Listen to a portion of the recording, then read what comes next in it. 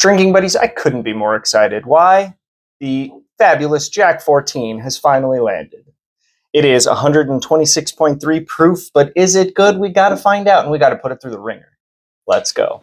I'm your drinking buddy.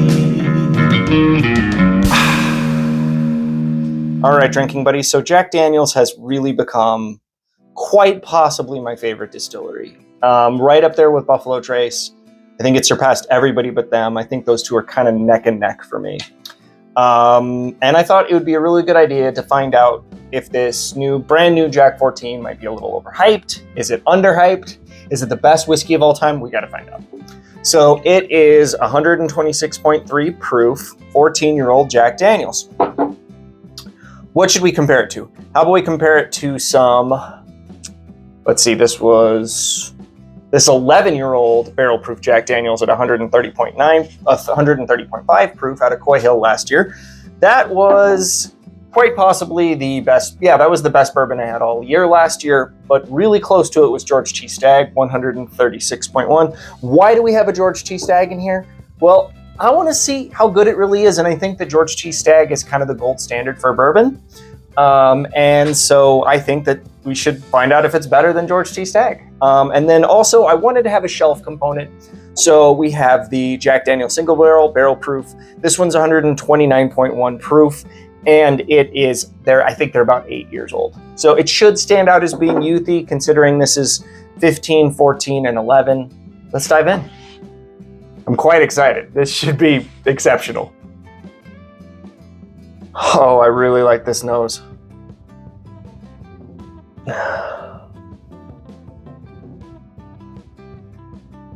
Yes, brown sugar, caramel, oaky.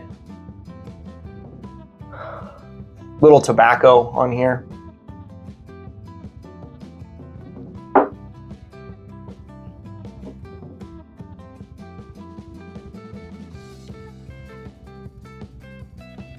That one does bring some heat to the party.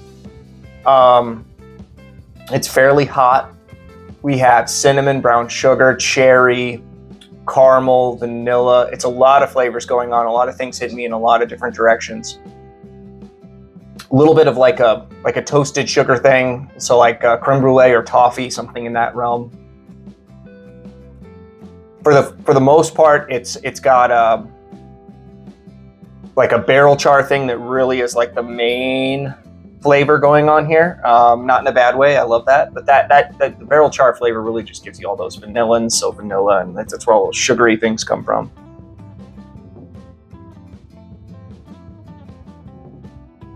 Exceptional whiskey. Exceptional whiskey. Oh, I did the black glens because I thought this would be much lighter in color. So I didn't want to be able to tell. This is youthier than the first one. This one's more like oaky territory, and this is more like bright and citrusy. A little orange zest going on here. And I think banana as well. Yep, definitely banana. Little nut maybe too, like, no nut. That's that barrel thing. I don't know, I'm rambling.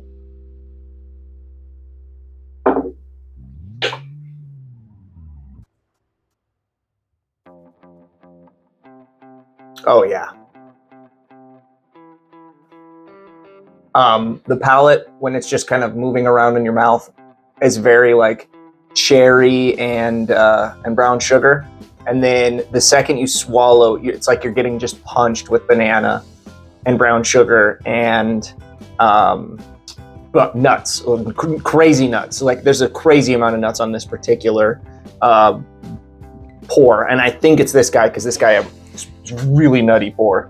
Man, I'm sorry guys. I know my bottles shake a lot. This bar has a bar at the bottom, a bar with a bar at the bottom. Anyway, I tend to rest my feet on there, and I tend to shake my feet when I'm excited. So anyway, that's good. I think that's the single barrel. It's not as good as glass one.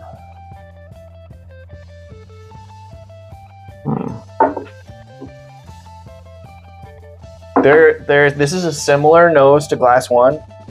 However, the nose on glass one, there's more.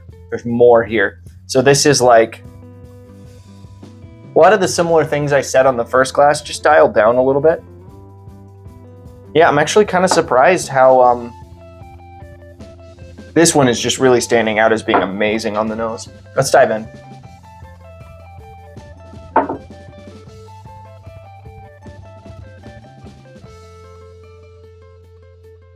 Okay. Okay. Wow, that's interesting. That's this guy just dialed up to 11. This has got that like medicinal cherry thing. It's got the banana. It's got the nuttiness.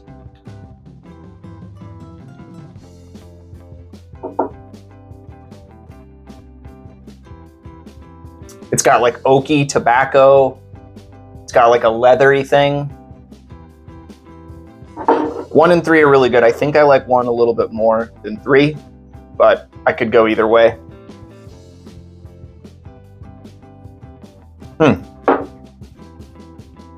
Man, the more I go through these 4, the more that first nose is just so special. Because this is good.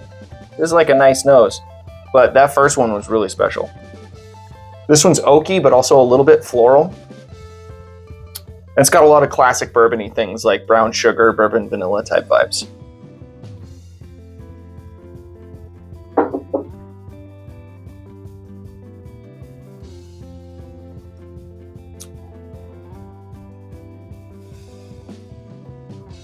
That is really good. That is a deep oakiness. That is medicinal cherry and leather, tobacco.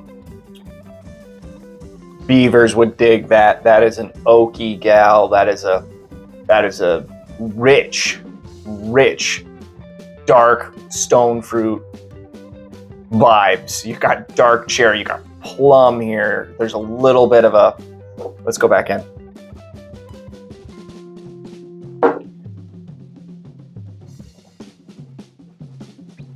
Just slight nuttiness. Man. Little bit ethanol forward on the finish. That is a near perfect whiskey, and the finish is holding it back a little bit for me. Not saying it's not amazing. It's amazing. It's just, I think I like glass 1 and 3 more because the ethanol-y finish is kind of throwing me off a little bit.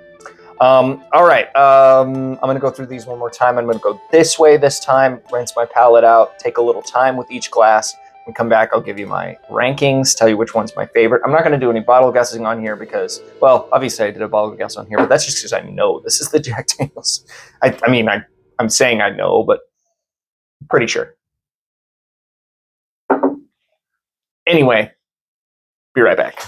Drinking buddies, we have some really interesting results here because this one is my 4th. I do like it, but these other ones are just in another class of whiskey for me personally. Great whiskey, but yeah, just doesn't stack up. So I'm going to go ahead and reveal that. I'm pretty sure this is the single barrel. Yeah, so this is the Jack Daniel's single barrel, the 129.1 proof.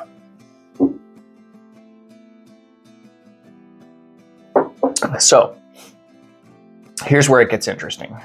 I am pretty sure that I'm placing the George T. Stagg first. And why is that interesting? Well, in my Bourbon of the Year tournament, when George T. Stagg went up against Coy Hill, it's double blind, and I picked the Coy Hill over the George T. Stagg by a hair.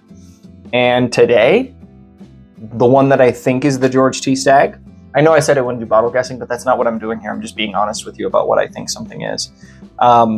Anyway, the one that I think is the George T. Stagg is just really, really hitting for me right now. I'm finding it to be, just loaded with a nice like grape, cherry, plum type flavor. It's just got like dark fruit on it, and I'm just loving those notes. So it came down to which one I liked second best, and it's between these two, and it was hard.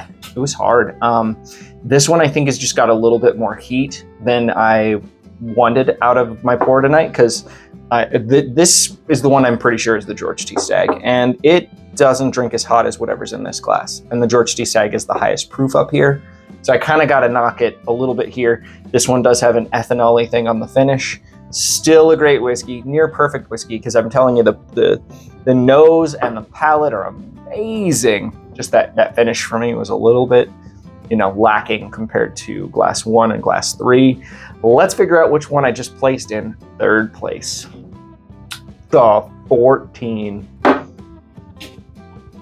Wow. Okay. Well, the third place, this is the Koi. So yeah, or second place, I'm sorry. And then our first place was the George T. Stagg, which doesn't surprise me because it is amazing. This baby is a unicorn here for a reason. And yeah, it did kind of hose these 3 Jack Daniel's whiskeys. So maybe I might need to recalibrate my thoughts on Jack Daniel's and Buffalo Trace are my 1A and 1B favorite distilleries. And that's just not going to change because they're amazing. I did say the Coy Hill last year was extra special, and that's kind of been proven here. It's better than the 14, I think. And yeah, this is fun, guys. Couldn't do this without you. Please like the video, because every time you guys like these videos and every time you guys subscribe to the channel, you make this thing possible. I couldn't do fun, awesome stuff like this without you. Cheers. Really appreciate every single one of you. See you on the next one. I'm your drinking buddy.